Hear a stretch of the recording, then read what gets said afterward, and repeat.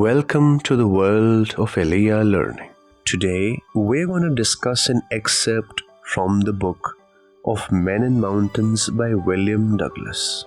William Douglas was born in Maine, Minnesota in 1898. Nominated to the United States Supreme Court in 1939 by President Franklin Roosevelt, he became the longest-serving U.S. Supreme Court Justice in history. This excerpt from Douglas's book talks about his traumatic experiences with water and his journey to conquer those fears. Douglas admits that he had an aversion to water when he was in it. He recounts that when he was 3 or 4 years old, his father had taken him to the beach in California. His father stood in the surf as little Douglas clung on to him. Douglas narrates that the waves knocked him down and swept over him, burying him in water. He recounts that his breath was gone and he was terribly frightened. Though his father laughed, he admits his heart was filled with terror at the force of the waves. Several years later, when he was 10 or 11 years old, he decides to swim again. Instead of the beach, it was the pool at YMCA in Yakima that Douglas heads to. He recounts that his mother continually warned him against it. However, he felt the pool was safe and decided to carry on. He gets himself a pair of water wings and heads to the pool.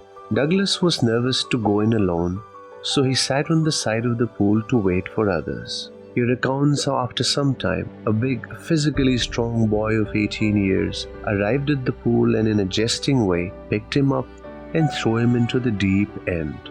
Douglas begins to drown. He becomes frightened. He decides that once his feet hit the floor of the pool, he would make a big jump, come to the surface, and paddle to the edge of the pool. Douglas explains how his lungs felt like they were about to burst even before his feet touched the pool floor.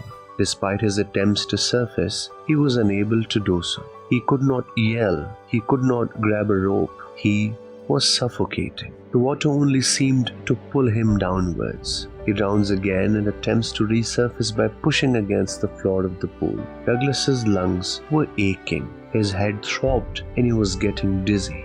In those moments of panic and fear, he even tried calling his mother. His calls were subdued by the water. Douglas recalls how his body finally began to relax and a blackness swept over his brain. He felt no fear, no terror, and no panic. He simply passed out.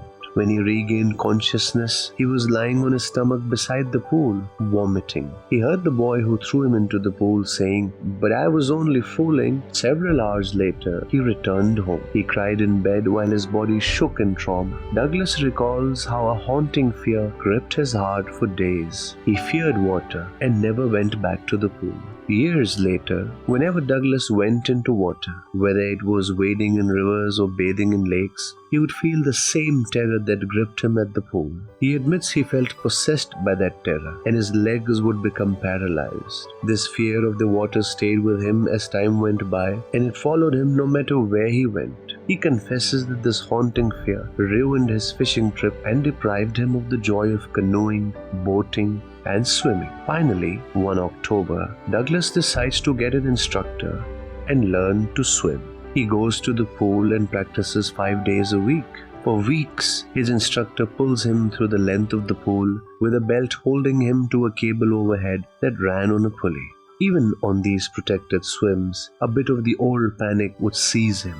In 3 months' time, his tension began to fade. The instructor then taught Douglas to put his face under water and exhale, and to raise his nose and inhale. Little by little, he shed the fear of water. When the instructor felt he had trained Douglas enough, he asked him to swim the length of the pool. Douglas made it. However, he still feared if he would be able to do the same if he were all alone. Douglas tries and succeeds. Though fits of the old fear return, he overpowers that voice and succeeds.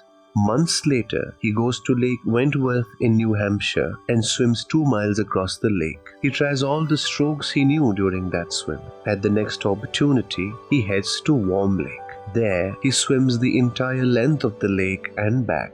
Douglas had finally conquered his fear of water. He concludes by quoting Roosevelt, who said, "All we have to fear is fear itself." We will now go into the explanations and explore the theme and literary devices used in the chapter. The theme. The central theme of the chapter is the power of human will to overcome any fear. Literary devices. William Douglas employs several literary devices to vividly convey the author's psychological trauma and his arduous journey towards recovery. Simile. Simile is a figure of speech that compares one thing to another by using the words like and as. Bob to the surface like a cork. Douglas uses this comparison twice to describe his attempts to spring from the bottom of the pool, like a great charge of electricity.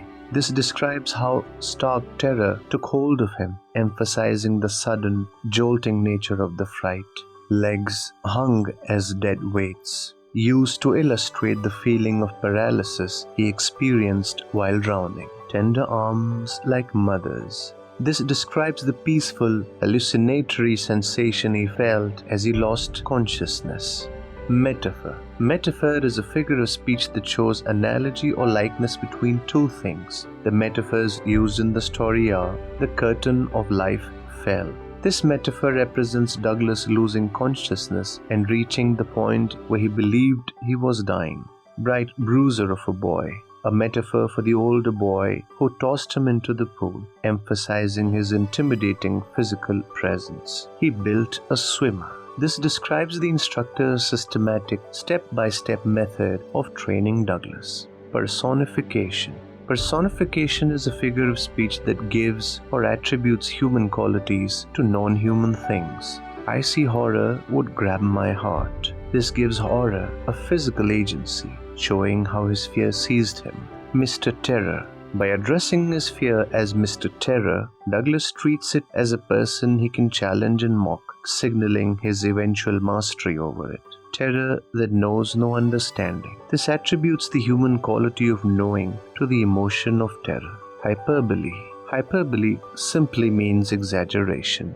Those 9 feet were more like 90. This exaggeration highlights how deep and insurmountable the pool felt in his moment of panic. Lungs were ready to burst. This emphasizes the extreme physical pressure and agony he felt while underwater.